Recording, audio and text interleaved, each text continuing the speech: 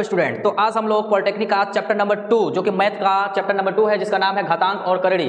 तो chapter first हो चुका है, अब हम लोग चैप्टर 2 पे अटैक करेंगे, लेकिन बट आज हम लोग घातांक और करड़ी का कुछ बेसिक देखेंगे, फिर इसका हम लोग टोटल एक्सरसाइज का सॉल्यूशन नेक्स्ट क्लास में मैराथन के साथ आएंगे। ओके, तो हम लोग घातांक और करड़ी का कुछ प्रोसेस देख लेते हैं। ठीक है, तो सबसे पहले समझेंगे, ठीक है, क्या होता है। जैसे a के पावर b है, क्या है, a के पावर क्या है, a के पावर b, या ऐसे भी लिखा जा सकता है a के पावर b, ऐसे है। ठीक, तो हम लोग b को घात बोलते हैं, क्या बोलते हैं, घात बोलते हैं, और a को आधार बोलते हैं, क्या बोलते हैं, आधार बोलते हैं। बोले तो पावर और बेस, पावर और बेस। ठीक है, ये बेसिक नॉलेज है आपका। क्या है कि अगर किसी के पावर में अगर कोई संख्या दिया है तो उसको घात बोलते हैं यानी पावर बोलते हैं, और नीचे वाला को क्या बोलते हैं, आधार बोलते हैं। ठीक है, तो ये तो हम लोग समझ गए। अब देखेंगे अगला जो बेसिक है आपका, अगर आपका आधार सेम है, जैसे a के पावर m दे दिया और गुणा में है a के पावर n दे दिया, पहला ये बेसिक नियम है। ठीक है, और a के पावर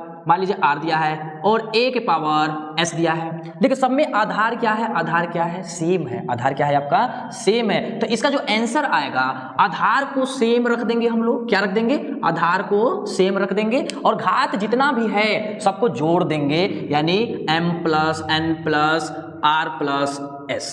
ये देखिए आपका इसका राइट आंसर हो जाएगा। अगर इसका एग्जांपल का बात किया जाए, पहला एग्जांपल का अगर बात किया, एक एग्जांपल पहला चाहे दूसरा डाल दीजिएगा। जैसे 2 के पावर 5 है, गुणा, और गुणा में होना चाहिए, प्लस में नहीं, गुणा में। ठीक है, और 2 के पावर 4 है, और 2 के पावर 3 है, और 2 के पावर 1 है। तो इसका जो राइट आंसर आएगा, हम लोग 2 लिख देंगे, आधार को 2 लिख देंगे, और सबको जोड़ देंगे, 5 और 4 9 और 3 12 और 1 13। ये देखिए इसका राइट आंसर हो जाएगा। बहुत ही इजी नियम है आपका। ठीक है, अब चलेंगे हम लोग नेक्स्ट बेसिक। ठीक है, ये तो पहला बेसिक हो गया। अब दूसरा बेसिक देखिए, दूसरा बेसिक क्या है आपका, दूसरा बेसिक क्या है, अगर माइनस में भी है तो यहाँ पे प्लस में तो क्या हो जाएगा, माइनस। अगर आपका एक माइनस है तो यहाँ पे ए माइनस हो जाएगा, माइनस हो जाएगा। ठीक है, हाँ, ये सब याद रखिएगा। ठीक है, अब दूसरा नियम देखिए क्या बोल रहा है, दूसरा नियम।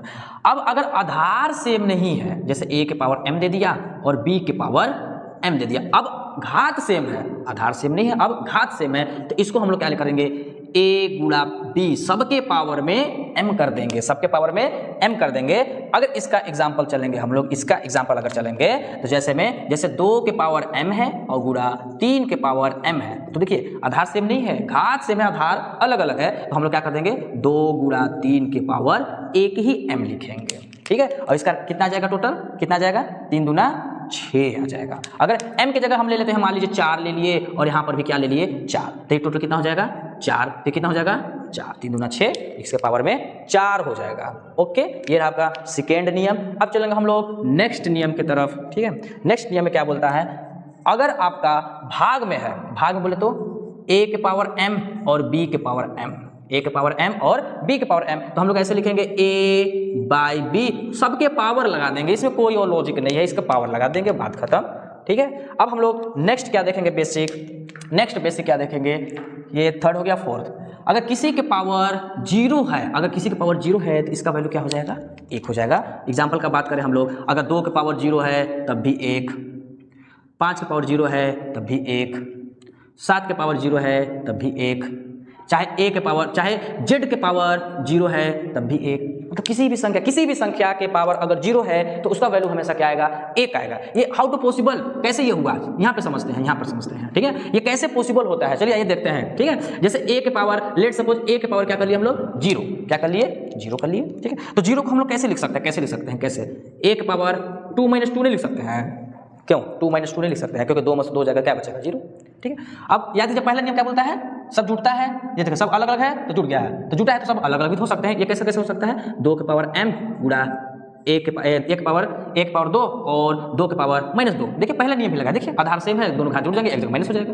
अब देखिए जो माइनस है, ठीक है, जो माइनस है वो 2 के पावर 2, और माइनस वाला आपको तो पता है, माइनस वाला कहाँ जाता है, बटे में आ जाता है। ये देखिए कहाँ जाता है, बटे में आ जाता है। ये देखिए बटे में, ये तो स्क्वायर से स्क्वायर का हो गया, खत्म हो गया, कितना जाएगा, 1 आ जाएगा। कितना जाएगा, 1 आ जाएगा आपका राइट आंसर। ये ऐसे होता है, किसी भी संख्या के पावर 0 का मान 1, चाहे कुछ भी हो, चाहे जैसे अगर 2 के पावर 0 प्रूफ करना है, 2 के पावर 0 का मान कितना होगा, तो कैसे कर देंगे, 2 के पावर 3 - 3 तो लिख ही सकते हैं, मतलब 0 करना है, 5 - 5 2 - 2 3 - 3 कर ही सकते हैं। फिर क्या करेंगे, 2 के पावर 3 गुणा 2 के पावर -3, फिर क्या कर देंगे, 2 के पावर 3 गुणा 1/2 के पावर 3, क्योंकि माइनस वाला नीचे जाता है, क्या होता है, प्लस होता है, तो 2 के पावर 3 2 के पावर 3 बोले तो वैल्यू भी कर सकते हैं। 2 के पावर 3 का मान कितना हो जाएगा, 8। और नीचे भी 8 8 8 से कट जाएगा, कितना आगे 1 आपका राइट आंसर हो जाएगा। कितना ईजी है, यही आपका बेसिक है और कोई खास नहीं है। अगर हम लोग और देखते हैं बेसिक में क्या दिया हुआ है,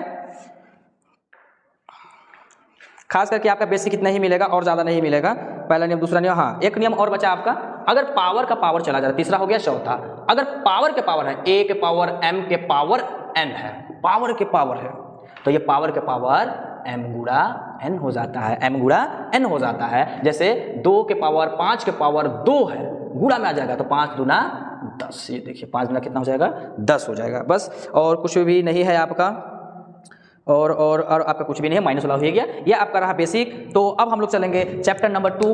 चैप्टर नंबर 2 का जितने भी क्वेश्चन है उसका आंसर चलेंगे, उसका हल करेंगे कैसे हुआ, ठीक है। और बाकी हम लोग नेक्स्ट क्लास में मिलेंगे मैराथन के साथ, दूसरा चैप्टर का पूरा full video total A to Z question का डिस्कशन। ओके।